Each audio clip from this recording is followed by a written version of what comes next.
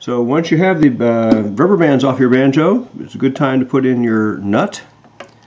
This is a little piece with some slots in it that you might be able to see that the strings run through, and it should fit rather snugly up here. If you can't quite get it in the slot, one thing you can do is rub it against a piece of sandpaper until it's thin enough. Nice snug fit. Sometimes you can tap it in with your hammer, and that'll keep the strings lined up. So I'll show you how the strings go on. Put the string through the holes here. The unlooped end of it, the plain end. Push it through the hole and then draw it all the way through till the little ball end on the string gets caught right there, or if you have a loop on the string, you can loop it over the nail that you put in. And you turn your banjo over, put your bridge somewhere on top of the banjo. For now, it's not terribly important. You'll reposition it later.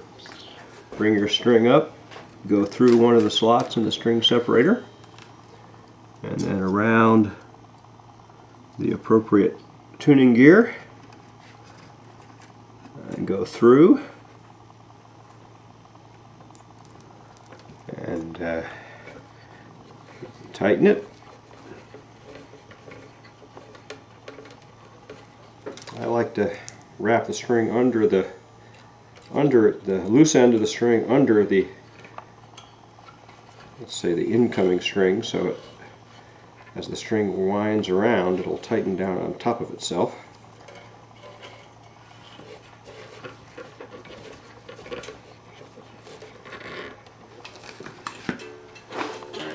And as it begins to get tight, you want to play it.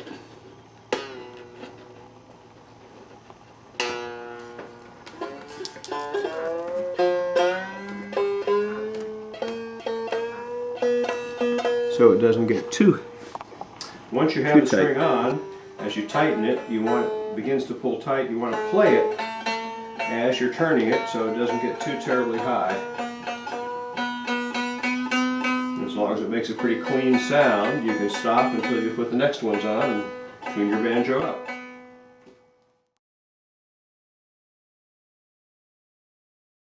If you turn this knob and look down through the hole, you will see that there's a tiny hole in the shaft of that knob, and you can put the string through it and draw it down, a little bit like threading a needle.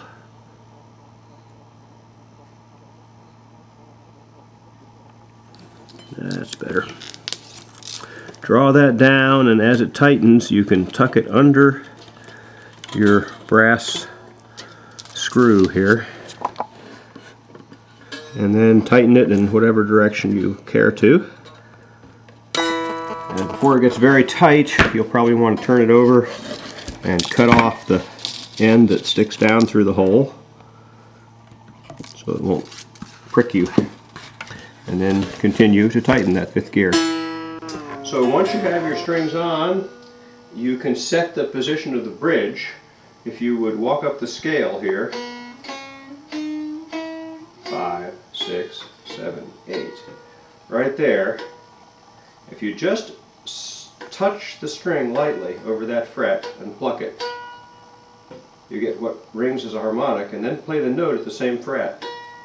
Should be about the same. It should be the same.